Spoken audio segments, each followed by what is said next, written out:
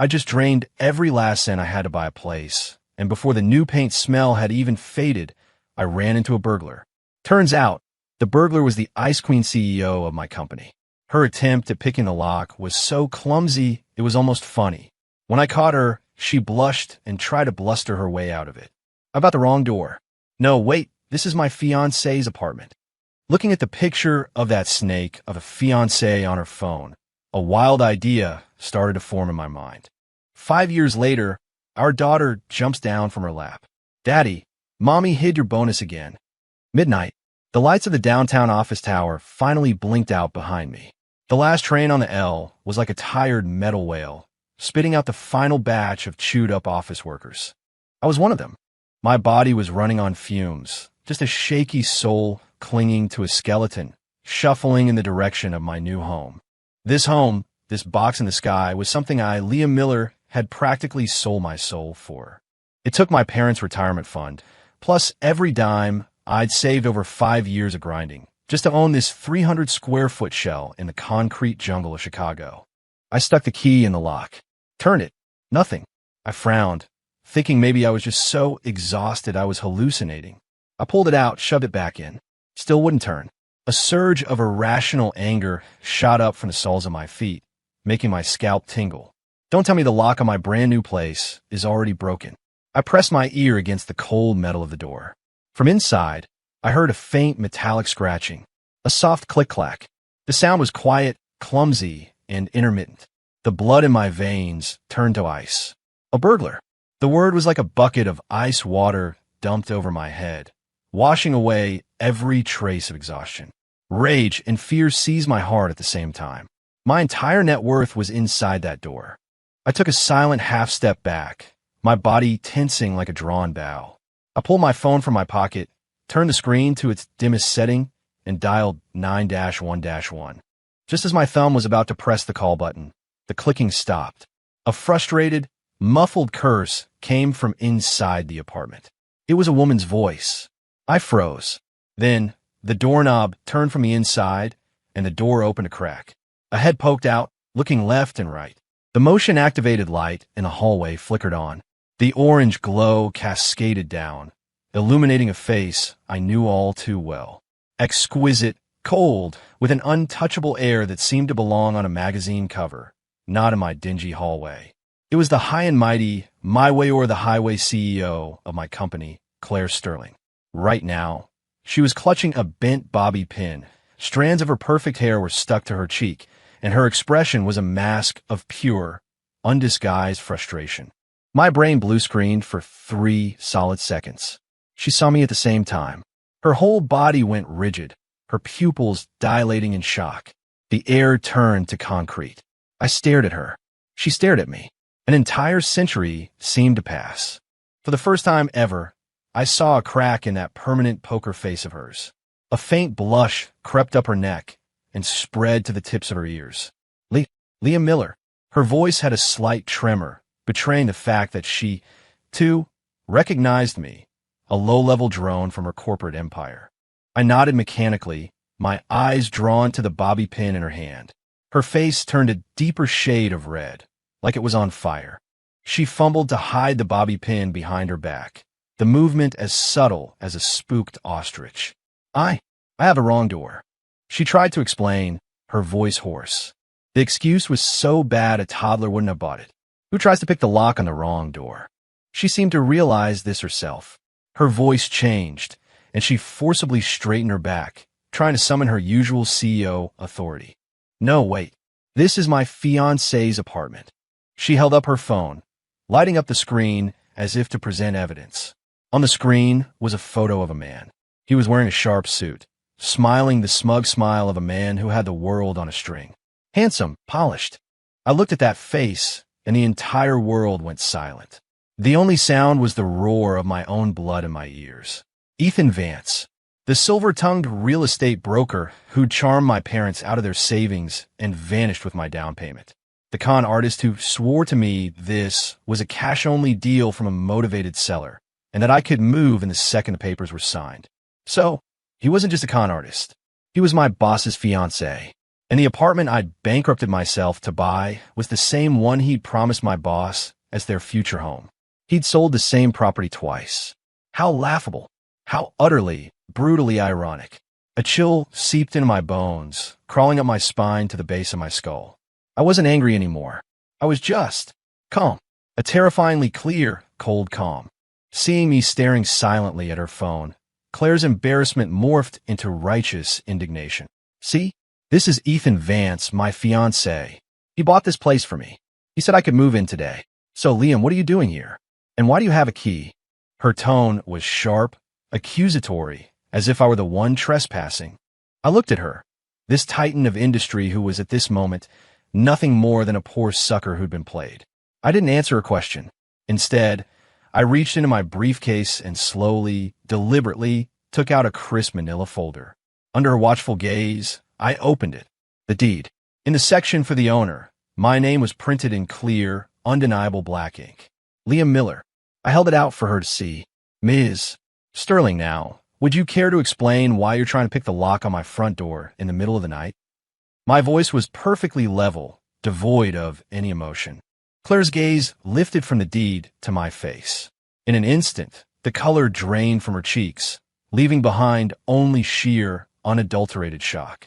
This woman, who had never lost a battle in the boardroom, opened and closed her mouth, but no words came out. Looking at her pale, bewildered face and at the smugly smiling man on her phone screen, a plan began to form in my mind. A bold, maybe even insane plan. The overhead light in the living room was stark and unforgiving. Claire Sterling, my boss, and I, her subordinate, were sitting across from each other in a bizarre standoff. She sat perched on the edge of the sofa, clutching her ridiculously expensive Hermes bag like a life raft, her body as stiff as a board. I sat on a dining chair opposite her, holding a mug of steaming water, the vapor blurring my expression. The silence in the tiny studio apartment was thick enough to choke on. I spoke first, breaking the deadlock. So, Ethan Vance told you he bought this apartment for you. All cash as a wedding gift. My tone was flat, as if I were discussing a third-party report. Claire's lips moved. Her voice was raspy. Yes. When did he tell you this? A month ago. A month ago. The exact time I signed the purchase agreement and wired the last of the money to Ethan.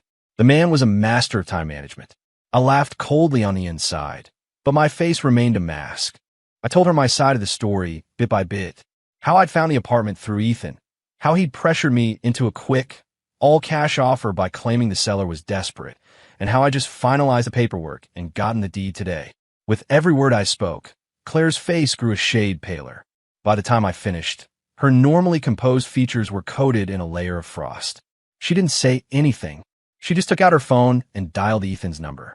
He picked up almost immediately, his sickeningly sweet voice oozing through the speaker. Claire? Baby, why are you calling so late? Miss me already? Honey, I just closed a huge deal. I was just about to head over and surprise you. Claire had put him on speakerphone. That oily voice sounded obscenely loud in the quiet room. Ethan, where are you? Claire's voice was cold enough to freeze water. Ethan seemed to sense something was wrong. He paused. At the office, baby. What's up? Did someone upset my girl? The lies rolled off his tongue without a hint of shame. Which office? Claire pressed. Our office, of course. Where else would I? Hey, Claire, something just came up. I gotta run. I'll call you back later. Love you. Before Claire could say another word, he hung up. The dial tone echoed in the silence, a mocking tribute to her naivete. Claire gripped her phone, her knuckles white. The famous self-control she was known for shattered into a million pieces. I could see her shoulders trembling slightly. Rage, humiliation, and the agony of betrayal waged war in her eyes. She was a CEO, a person countless others looked up to. But in this moment, she was just an ordinary woman who'd been made a fool of by a grifter. After a long time, she looked up at me. He scammed me, and he scammed you. Her voice was thin, broken. I nodded. Yes, we were both played by the same con man. And now, the apartment is legally mine. And you, Ms. Sterling, have been played for a fool by your fiancé. My words were cruel, a knife twisting in an open wound. She didn't argue. She just laughed, a bitter, self-deprecating sound. Yes, I'm a joke. She stood up, as if to leave. I'm sorry to have bothered you. She walked to the door and put her hand on the knob, but then she stopped. Where could she go? Back to her family's estate. Let everyone know she'd been duped by a social climber, making herself the laughingstock of Chicago's elite. To a hotel? A single woman checking into a hotel alone in the middle of the night wasn't much safer than staying here. She hesitated, and that hesitation was my opening. I stood and walked up behind her. Ms. Sterling, do you want to get your money and your dignity back? My voice was quiet, but it carried an undeniable weight. She turned, looking at me with confusion. Do you want to make Ethan Vance pay for what he's done? I asked again. A spark ignited in her eyes. Yes. She practically spat the word. Good. I pulled out the dining chair next to her, gesturing for her to sit. Then let's talk about a partnership. She sat back down, her eyes locked on me, reevaluating this insignificant employee she barely knew existed. What kind of partnership? Simple. I took a pen and a piece of paper from my briefcase and pushed them in front of her. Ethan Vance stole my life savings, and he stole your future marriage. Our objectives are aligned. What does he want most? To marry you, to become a part of the Sterling family and leapfrog into the 1%. So, we're going to destroy the one thing he wants most. I looked her directly in the eye and said, word by word, we're getting married. Claire's eyes widened, as if I'd just suggested we fly to the moon. Are you insane? No, I'm clearer than I've ever been. I tapped my fingers on the table, a steady rhythm against the chaos in her mind. A contract marriage, of course. It's an act, a show for Ethan, and for everyone else waiting to see you fail. You, Claire Sterling, weren't dumped. You were the one who broke it off with Ethan Vance and immediately found someone better. And I need a legal reason to live in my own apartment and a powerful ally to help me get my money back. Living together, we can coordinate our plans against Ethan. Publicly, we're newlyweds. He'll have no reason to bother you, and certainly no ground to try and kick me out of this apartment. It's a win-win, Ms. Sterling. Claire's breathing grew shallow, her chest rising and falling rapidly. She was floored by my proposal, but I could see the gears turning in that brilliant business mind of hers, weighing the pros and cons. She knew it was the most effective and also the most insane solution. The agreement. She finally spoke, her voice regaining some of its usual cool command. Rights, responsibilities, duration. Put it in writing. I'd expected as much. I picked up the pen and began to write. Party A, Claire Sterling. Party B, Liam Miller. Term of agreement. To remain in effect until Ethan Vance has faced legal consequences and all financial losses for both parties have been recovered. During the term, both parties will maintain the legal status of a married couple and will cohabitate at this residence. Party A will leverage her resources to assist Party B in recovering all stolen funds.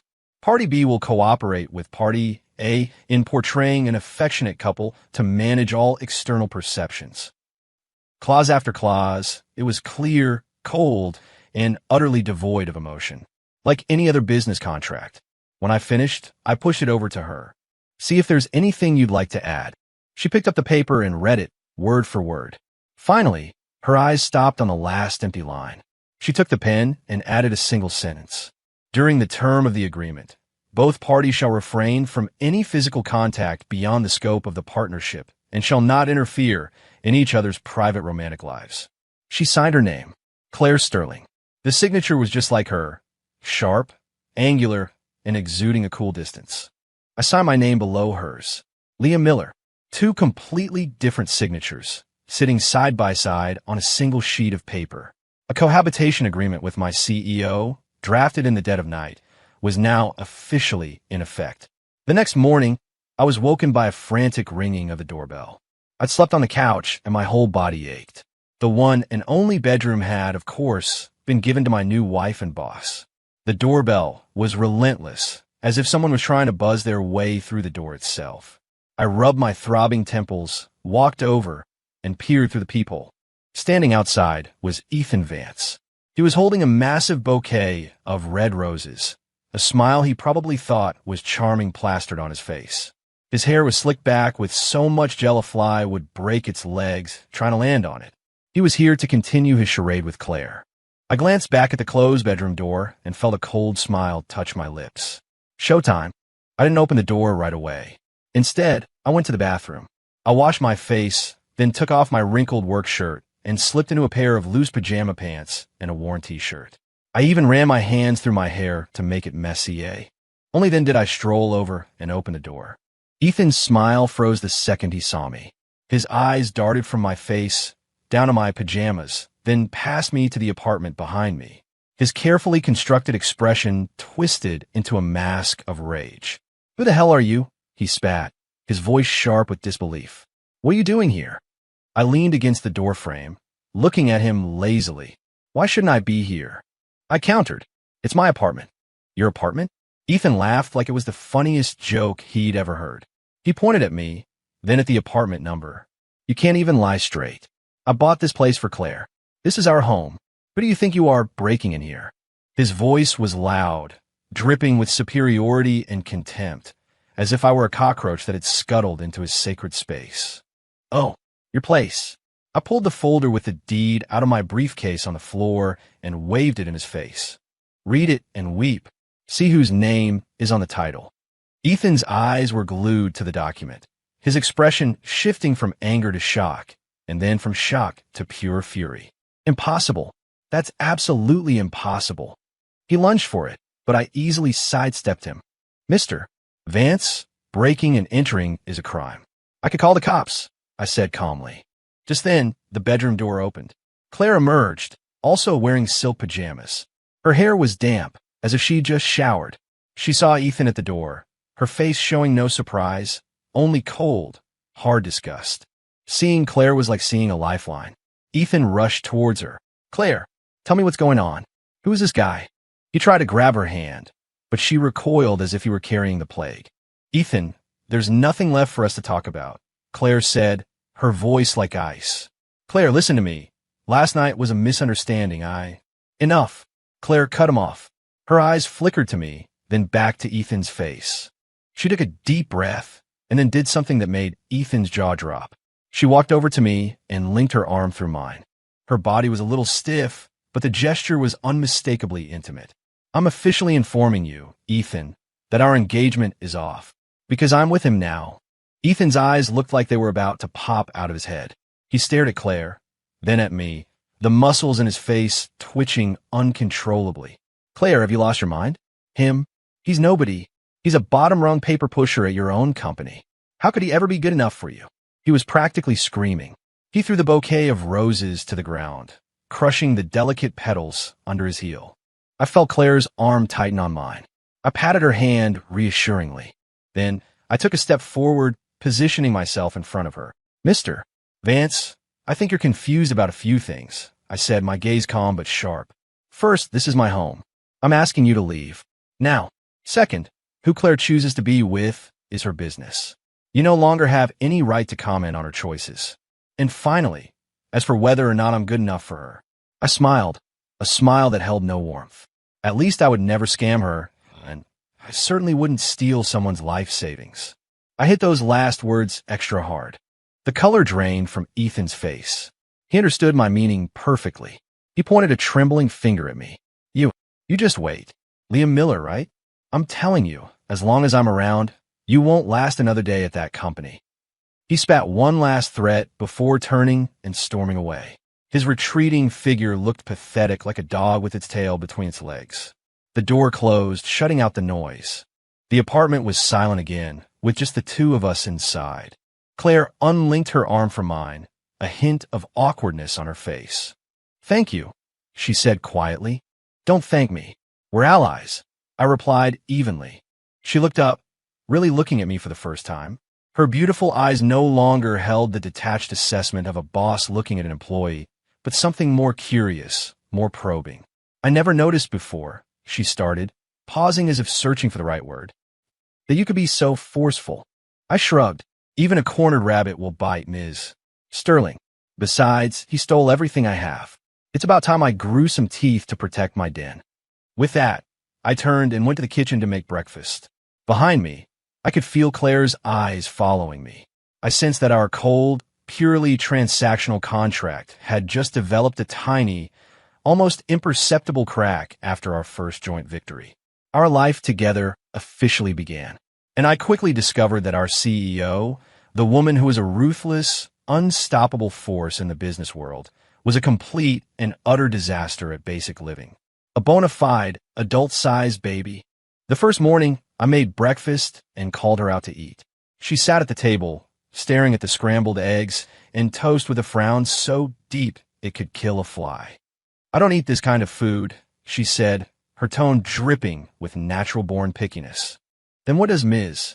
Sterling normally eat for breakfast?" I asked patiently. "A custom-blended green juice, or a frittata prepared by my chef." I nodded, feigning understanding. Then I pushed the plate a little closer to her. "Sorry, this is a normal person's apartment. No private chefs here. Just eggs. You can either eat it or be hungry." She looked stunned. Probably for the first time in her life, someone had spoken to her that way. Her eyes were wide with a silent accusation. "How dare you?" We stared at each other for 10 seconds. Finally, she picked up her fork and silently began to eat the eggs she'd just scorned. After breakfast, she offered to do the dishes. I was surprised, but I let her have the kitchen. 5 minutes later, I heard the crash of breaking ceramic. I ran in to find her standing helplessly in the middle of a mountain of soap suds and shattered plate fragments. She had used half a bottle of dish soap.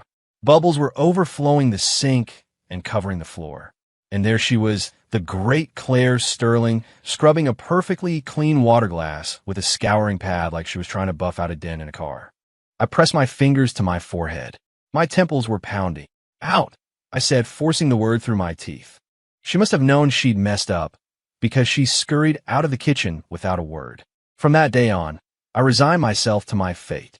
Liam Miller, was not just her contract husband, revenge ally, landlord, and employee.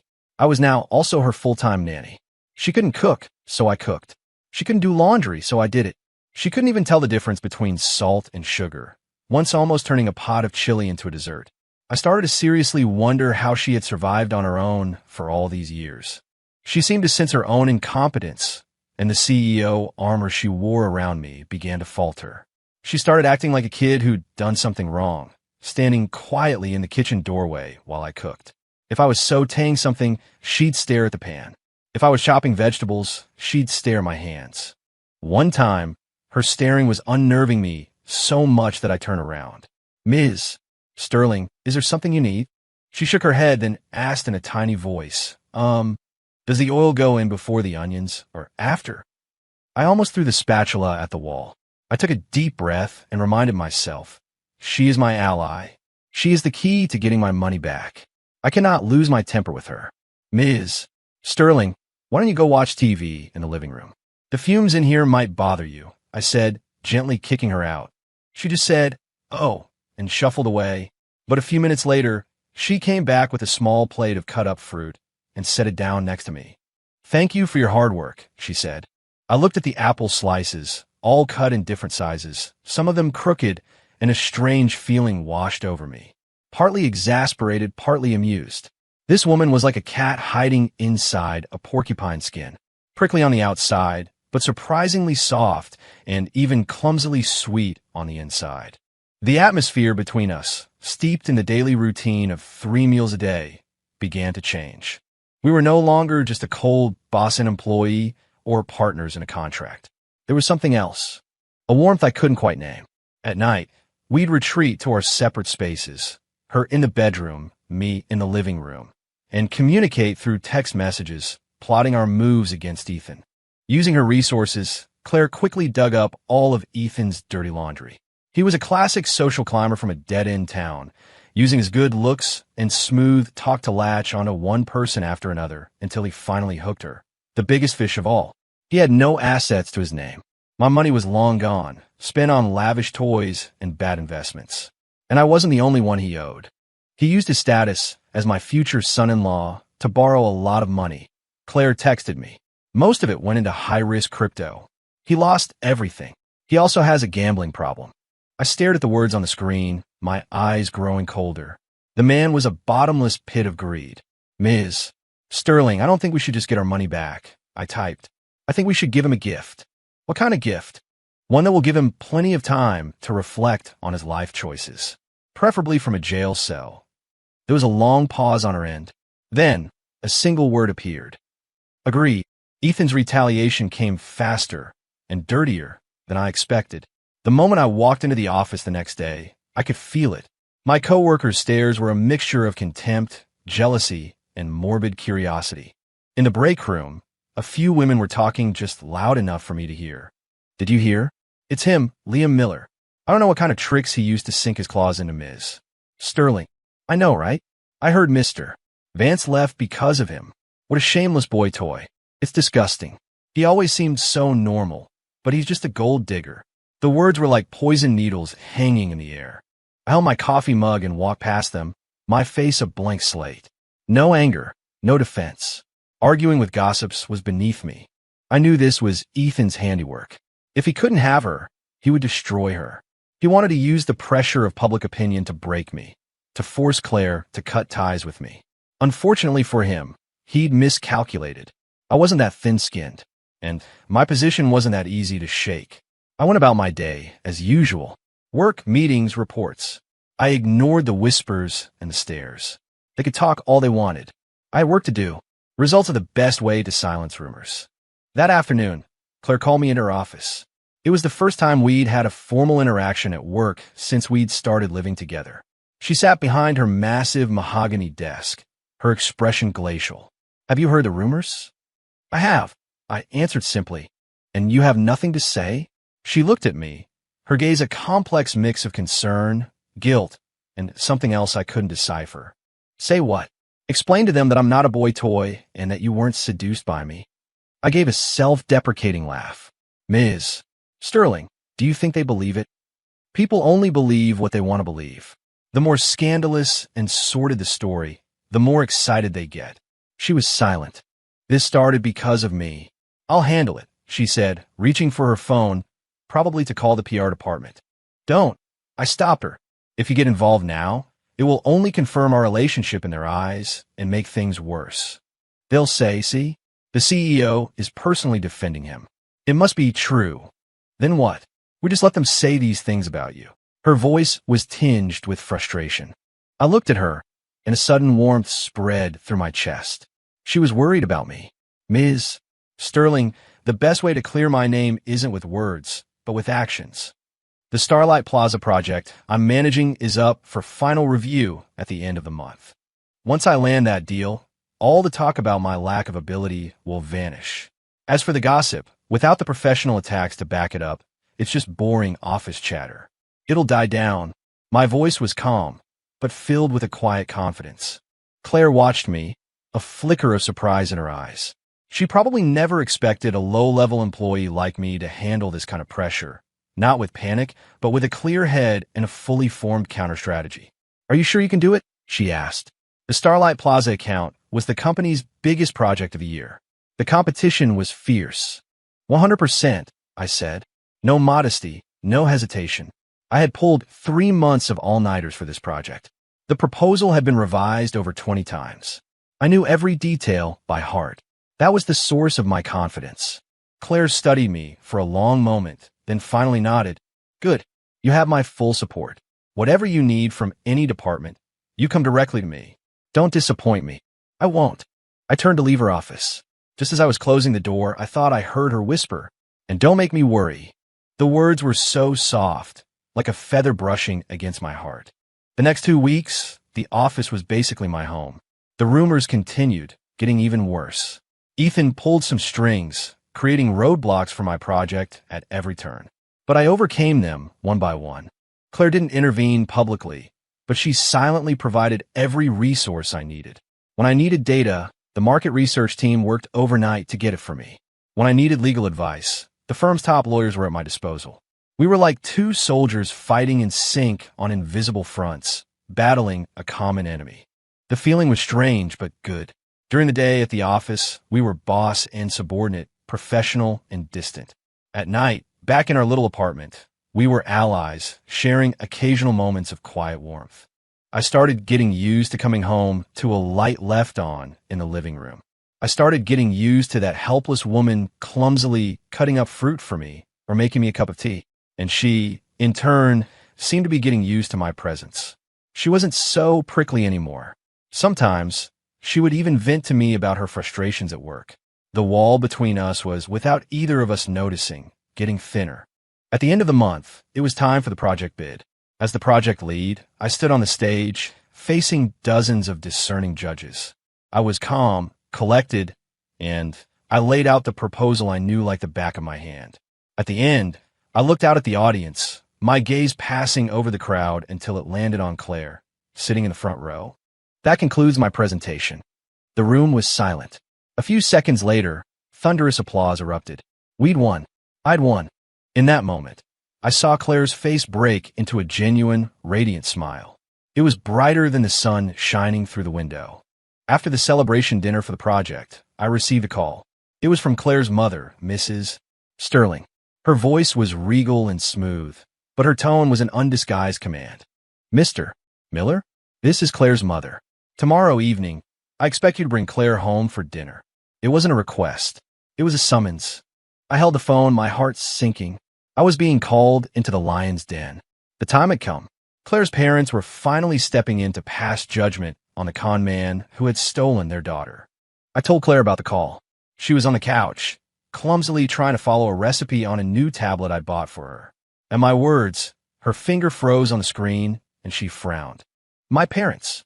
They might not be very pleasant, she said, looking at me with concern. It's fine, I smiled. I'll handle it. But Ms. Sterling, I might need you to be an even better actress tomorrow. She paused, then understood my meaning. Don't worry. The next evening, I was behind the wheel of Claire's Maserati, a car I'd never once seen her drive, speeding towards the legendary Sterling estate. It was a mansion perched on a hill overlooking the lake in Kenilworth, as grand and imposing as a palace. The security guard at the gate saw the license plate and waved us through respectfully. As I pulled up to the main house, a butler in a tuxedo was already waiting. Miss Sterling, your parents are waiting for you in the living room. As he spoke, his eyes swept over me, a subtle look of assessment and disdain. I was wearing a suit I'd bought just for the occasion. It wasn't a designer brand, but it was well tailored and the fabric was decent. Even so, standing in this gilded palace, I felt like a stray dog that had wandered into a swan sanctuary. In the living room, Claire's parents sat on the main sofa like a king and queen on their thrones. Her father had a stern, powerful presence. Her mother was dripping in jewels, her expression critical. But the biggest surprise was the person sitting on the sofa next to them, Ethan Vance. He was dressed differently now, his face a perfect mask of hurt and sorrow. He looked for all the world like a man deeply in love, wrongfully cast aside. When he saw us, he shot to his feet. Mr. and Mrs. Sterling, Claire, she's really with this man, he said, his voice choked with pain, as if we had committed some terrible crime. A classic case of the villain playing the victim. Mr. Sterling's gaze shot towards me like a dagger. You're Liam Miller. Good evening, sir, I said, giving a slight, respectful bow. Sit, he commanded, his voice cold. Claire and I sat down on the sofa opposite Ethan. A silent war had just begun. Mr. Miller, and where is it that you work? Mrs. Sterling began, slowly lifting her teacup, not even bothering to look at me. I'm a project manager under Ms. Sterling. Oh, a wage earner, she concluded, her voice light but laced with contempt. I hear, Mr. Miller, that your family is quite ordinary. Your parents are just working-class people. Ethan added helpfully from his side, his tone full of false sympathy. Yes, I nodded. Claire, is this really the man you've chosen? Mr. Sterling finally spoke, his voice tight with suppressed fury. A man with no family, no connections, just a common employee? You've brought shame upon the Sterling name. Claire's face went pale. She started to speak, but I put a hand on hers to stop her. I could feel her hand was cold and trembling slightly. I gave her a reassuring look. Then I looked up and met her father's gaze directly. Sir, I can't choose my family or my background, but I can choose the kind of man I want to be. Claire chose me not for what I have, but for what I can give her. And what can you give her? Mrs. Sterling sneered. The pressure of a mortgage? The pleasure of a crowded subway commute. The words were sharp and cruel. Mr. and Mrs. Sterling. Ethan spoke up again. He pulled a stack of papers from his briefcase and laid them on the table. I know you might not believe anything I say, But I can't stand by and watch Claire be deceived by this kind of person. This man, Liam Miller, has serious character flaws. He used his position on a previous project to accept bribes from a contractor. Here's the proof I found. He pushed a stack of forged bank statements and photos in front of Mr. Sterling. Not only that, he's a two-timer. While he was stringing Claire along, he was also fooling around with the receptionist at the office. This man doesn't love Claire.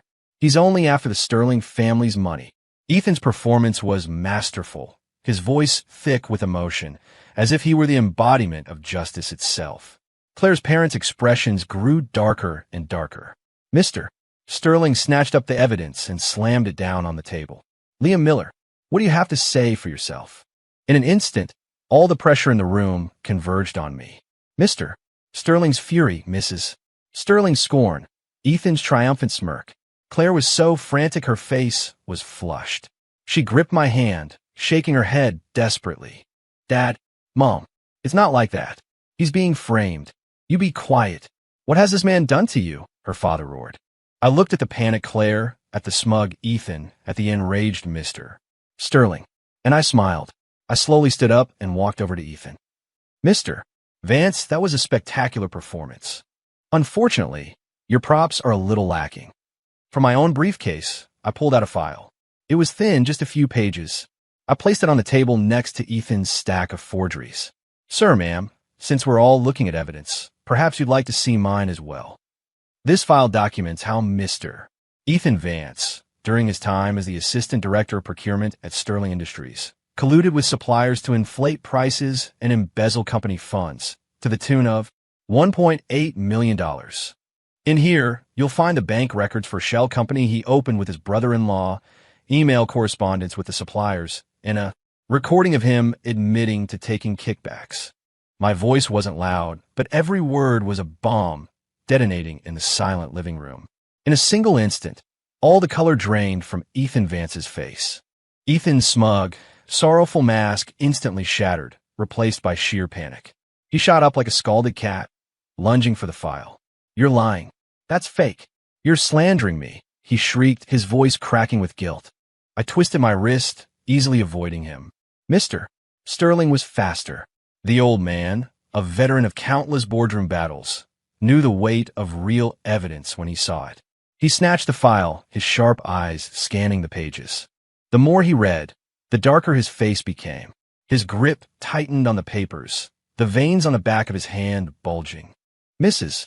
Sterling leaned in. When she saw the contents, she gasped, her eyes now filled with disgust as she stared at Ethan. Ethan, is this true? She stammered. Ethan's lips trembled, sweat beading on his forehead. No, it's not, Mrs. Sterling. Let me explain. It was Liam. He framed me. He was still trying to squirm his way out. I watched him coldly and pressed play on my phone. Ethan's familiar, oily voice filled the room. Don't worry, Mr. Davis. The contract is yours. Same as always, 3%. Wire it to my brother-in-law's account. You don't have to worry about Claire. What does she know? I've got her wrapped around my little finger. The voice on the recording was smug and calculating. Every word was a slap across Ethan's face, and across the faces of Claire's parents. When the recording ended, the room was deathly silent. Mr. Sterling's chest heaved. He looked up, his eyes bloodshot, glaring at Ethan. You animal. He grabbed a teacup from the table and hurled it at him. Ethan dodged, and the cup shattered against the wall behind him, hot tea splashing everywhere. Mr. Sterling, I was wrong. I don't know what came over me. Please, give me another chance. He dropped to his knees with a thud, scrambling over to Mr. Sterling and grabbing his leg, begging. He had finally abandoned all pretense. A chance? Mr. Sterling was trembling with rage, and he kicked Ethan away. My family treated you like a son. Claire gave you her heart, and this is how you repay us? You not only deceived my daughter, you robbed my company blind. Claire stood beside me, her face as white as a sheet as she watched the ugly scene unfold. She was shaking, not from fear, but from a cold, deep rage. She probably never imagined that the man she had once loved, the man she was prepared to marry, was nothing but a vile parasite. I reached out and gently took her cold hand. She flinched but didn't pull away. He's getting desperate, I whispered in her ear. Just as I predicted, the cornered Ethan scrambled to his feet, his face twisted in a vicious snarl as he pointed at Claire. Claire Sterling, don't you act so high and mighty. You think you're so perfect.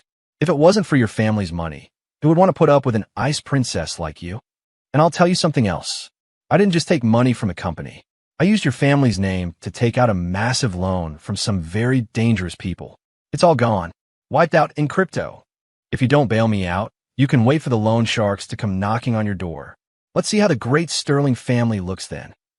He had finally shown his true colors, revealing the pathetic, loathsome creature he really was. You, Mr. Sterling clutched his chest, nearly collapsing before his wife caught him. As for Claire, after hearing his last words, the final trace of color drained from her face. But her eyes, in that instant, became utterly calm. It was the calm of someone whose heart had just died. She slowly pulled her hand from mine and took 2 steps forward. Ethan Vance, she said, her voice quiet but crystal clear. I am so glad that I finally see you for who you really are. Then she turned to the butler, who was frozen in place. Walter, call the police. Ethan's shouting stopped abruptly. He had never imagined Claire would be so ruthless. The police arrived quickly. As they slapped the handcuffs on Ethan, he was still screaming obscenities. The Sterling mansion, after the earthquake, finally settled into a stunned silence. Mr.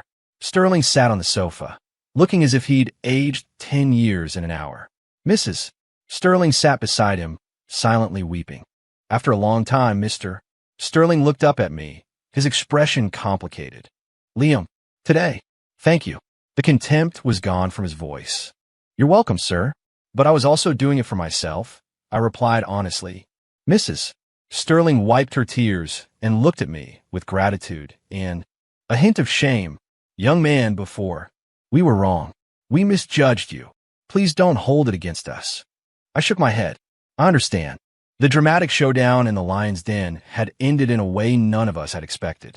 After that night, her parents' attitude toward me did a complete 180. And I finally knew, for certain, that Ethan Vance, our biggest problem, was gone for good. It was late when we left the Sterling estate. On the way home, Claire was silent, staring out the window at the passing city lights. I knew she was hurting. To be deceived, betrayed, and have your deepest wounds torn open in front of your family. No one could just brush that off. When we got back to our little apartment, she went straight to the liquor cabinet and pulled out a bottle of red wine and 2 glasses. Have a drink with me, she said. It was the first time she'd ever initiated something like this. I didn't refuse. We didn't turn on the lights. We sat on the floor in the moonlight filtering through the window, drinking in silence. The wine was expensive, a label I didn't recognize. It was smooth, with a long, complex finish. Claire drank quickly, glass after glass, as if it were medicine to soothe her heartache. Soon, a blush crept across her pale cheeks, and her eyes grew hazy. Liam, she said suddenly, am I a failure? Her voice was thick with unshed tears.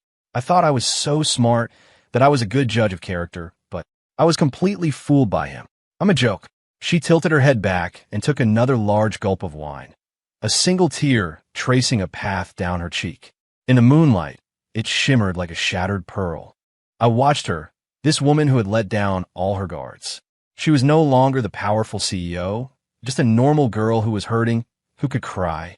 And my heart, without any warning, gave a painful squeeze. A strange emotion, tenderness, protectiveness, spread through my chest. You're not a joke, I said, my voice a little hoarse. You're just too good. You expect everyone to be like you, to have principles, to have a conscience. You're not the one who's wrong. The world is just a dirty place. She turned, looking at me with tear-filled eyes. Really? Really? I took a napkin and gently, so gently, wiped the tear from her cheek. My fingertips brushed against her warm skin. She flinched slightly, but didn't pull away. The air in the room suddenly felt charged. Alcohol, moonlight, and a beautiful, vulnerable woman. It was a dangerous combination. You know, she said, leaning a little closer. Her perfume, mixed with the wine on her breath, was intoxicating. My whole life, my parents told me to be strong, to be independent, to never cry. They raised me to be the heir to Sterling Industries, not a daughter. Everyone envies me. They think I have everything. But I'm not happy at all. Every day, I feel like I'm wearing a mask, pretending to be strong and cold. The truth is, I'm so tired I can barely stand it. As she spoke, fresh tears began to fall. Until I met you.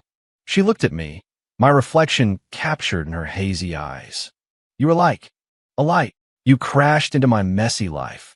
You helped me get rid of the bad guy. You took care of me. You even cooked for me. Liam, thank you.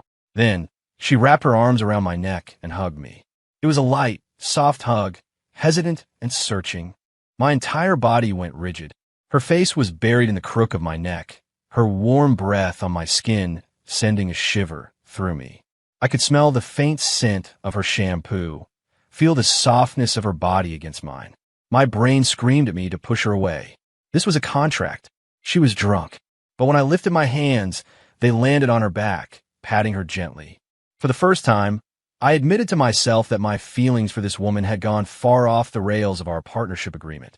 When it had happened, when I caught her clumsily trying to pick my lock, when she stood helplessly in a kitchen full of broken plates, or when she stood in the doorway, quietly asking me if the oil went in before the onions, I didn't know. I only knew that in this moment, holding her, I never wanted to let go. We stayed like that, holding each other in the quiet. The moonlight bathed us in a soft glow, as if giving our ridiculous beginning a gentle, tender filter. After a long time, she fell asleep in my arms. Her breathing was even like a child's. I carefully lifted her and carried her to the apartment's only bedroom. She was so light, like a feather. I laid her on the bed and pulled the covers over her. Looking at her sleeping face, so peaceful and beautiful without its daytime armor of ice, a wall around my own heart crumbled completely. I leaned down and placed a soft, restrained kiss on her forehead. Good night, Claire Sterling. Ethan Vance was convicted of fraud and embezzlement. With multiple charges, he was sentenced to a long prison term. The apartment he had sold twice was now, legally and unequivocally mine. The darkest cloud that had been hanging over our lives was finally gone. According to our initial agreement, the contract was over. It was time for our divorce. That morning, Claire was up early. She quietly packed her things into a small suitcase. She had arrived with nothing. She was leaving with only a few items of clothing. I stood in the living room, watching her, a lump forming in my throat, unable to say a word. An emptiness I had never known before flooded my heart. She dragged her suitcase to the door and put on her shoes. Liam, she said, her voice low. Yeah, the apartment. It's yours again. Thank you for everything, for taking care of me. I should go now. She didn't look back at me. She opened the door and walked out. The door clicked shut behind her. It was the same soft click I'd heard the night she'd tried to pick the lock. Only this time, she took all the warmth in the apartment with her. I stood in the empty living room. The sunlight, streaming through the window, illuminated the dust motes dancing in the air. Suddenly, this 300-square-foot box I had bought with my life savings felt like just that again, a cold, empty shell. Everything was back to how it started. No, it was worse. Life returned to a routine, which meant it returned to being dull. I went to work, came home, ate alone, watched TV alone. There was no more clumsy woman in the kitchen who couldn't tell salt from sugar. There was no one curled up on the couch, venting to me about a difficult board member. I thought I would get used to it quickly. I was wrong. I couldn't sleep. Every time I closed my eyes, I saw her. The way she frowned, the way she smiled, the way she cried when she was drunk, the way she clumsily cut up apples. The scenes played on a loop in my head. Without realizing it, she had seeped into every corner of my life. At the office, we were locked in a strange Cold War. We actively avoided each other. If we passed in the hallway, she would stare straight ahead. In meetings, her gaze would never linger on me for more than a second. We had gone from being the most intimate couple to the most distant of colleagues, colder than we were before. The wall between us, which had started to crumble, was now rebuilt, thicker and more impenetrable than ever. I knew we were both waiting for the other to make the first move. But neither of us had the courage. She had her pride, and I had my insecurity. She was the CEO of Sterling Industries, born with a silver spoon. I was just a guy from a working-class family. The gap between us was a canyon. The contract had been a dream. Now I was awake. Why did I have to ask for more? The feeling was suffocating. I felt like I was back on that desperate night when I'd first discovered I'd been scammed. No, this was worse. Back then, I had only lost money. This time, I think I'd lost my heart. That weekend, I met my best friend from college for a beer. After a couple of IPAs, I told him everything. He listened, then slapped me hard on the back. Liam, you're a world-class idiot, he said, shaking his head. You're obviously in love with her, and it's obvious she feels the same way. What is this, some kind of tragic romance movie you two are starring in? But we're from different worlds, I said, taking a bitter sip of beer. Different worlds? What century are you living in? He scoffed. Besides, what's so wrong with you? You busted your ass to get where you are. You own property. You're a handsome guy. Most importantly, you were there for her when she was at her lowest. You were her hero. Trust me, women love that stuff. What you need to do is stop feeling sorry for yourself. March over there and tell her how you feel. Tell her you want to be with her. Not because of a contract, not to get revenge on some jerk, but because you, a man, want to spend the rest of your life with her, a woman. His words hit me like a sledgehammer. He was right. What was I waiting for? What was I so afraid of? Rejection? Being looked down on by her family? If I didn't even have the courage to try, how was I any different from Ethan Vance? Meanwhile, across town, in Claire's sleek new condo, her best friend, a fiery fashion editor, had her hands on her hips, giving her a similar lecture. Claire Sterling, I'm going to ask you one question. Do you miss him? Yes, Claire whispered. Do you want to be with him? Yes. Then why are you sitting here moping instead of going to get him? Her friend demanded. But we're not a good match. Not a good match? Because he doesn't have money? He's the head of the Starlight Plaza development. You personally approved his salary and his stock options. He's 100 times better than those trust fund babies you know, who just live off their parents. Because he doesn't have a fancy family, his parents are academics, a good, decent family, not a nest of vipers like Ethan's. Claire, wake up. You're not looking for a business merger. You're looking for a man who can make you laugh, who you can cry with, who makes you feel safe. Forget all those ridiculous rules you've lived by. If you keep this up, some other woman is going to snatch him up, and he'll be gone for good. Her friend's words were the key that unlocked the final cage around Claire's heart. She had always been bound by her status, her family, her duty. She was used to weighing everything in terms of pros and cons. She had forgotten that love is not a balance sheet. That night, both of us, thanks to our friends, had an epiphany. I looked deep inside myself, and I finally admitted it. My feelings for Claire weren't just about protectiveness or habit. It was love, the kind of deep, consuming love that makes you want to merge your soul with another person's and spend the rest of your life with them. I couldn't wait any longer. I couldn't be a coward anymore. I took out my phone and sent her a text. Tomorrow, 7 p.m. Meet me at the place where we first met. I have something I need to tell you. My palms were sweating after I hit send, but my heart was steady. For once, I was going to be brave for myself. The place I chose was my front door, where our story began.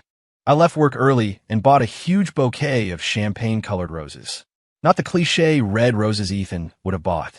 Champagne roses mean, I am devoted only to you. I cleaned the apartment until it sparkled and bought groceries for a feast. I was going to cook for her. I even put on my best suit. At exactly 7 o'clock, the doorbell rang. My heart leaped into my throat. I took a deep breath, walked over, and opened the door. Claire was standing there. She had dressed up, too. She was wearing a simple lavender dress that made her look soft and elegant. She had on a little makeup, making her even more beautiful. She saw me, then the roses in my hand, and she froze. You? I held the roses out to her. Claire Sterling. My voice was tight with nerves.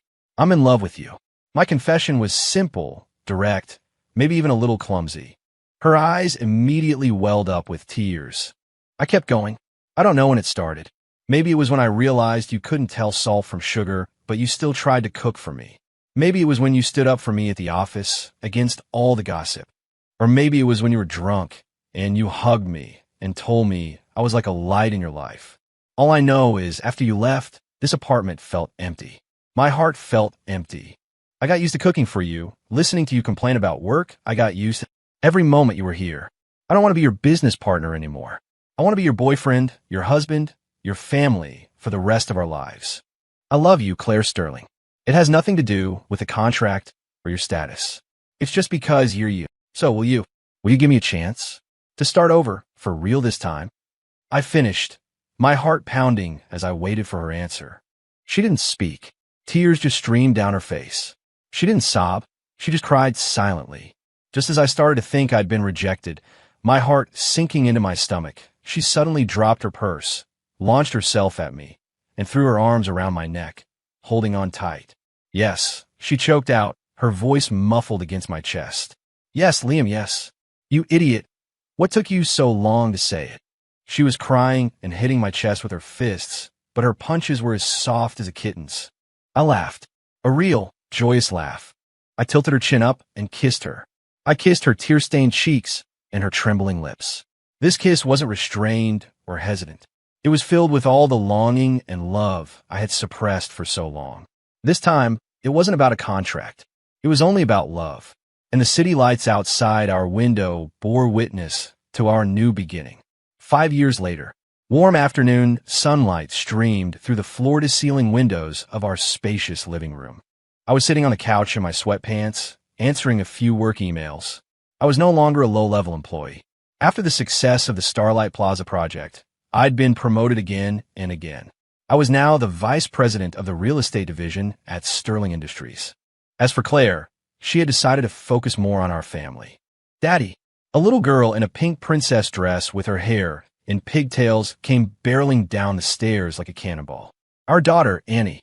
She leaped into my arms, her face a mask of mock indignation. Daddy, Mommy's being mean to you again, she announced. I smiled and stroked her hair. Oh yeah? How is Mommy being mean to Daddy this time? She hid your bonus check again, Annie declared, pointing a chubby finger upstairs. I saw her.